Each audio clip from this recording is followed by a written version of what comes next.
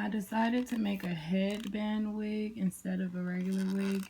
So far, I've just done like a strip. You see that shiny strip of glue?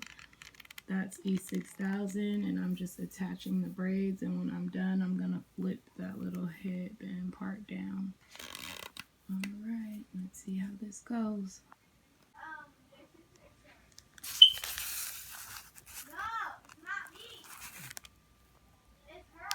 I should have put the headband on last. I don't know what I was thinking, but I think I'm gonna cut it open and glue some and then glue it back. I don't know.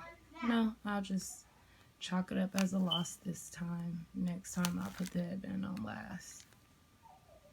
Or maybe I should take it off right now.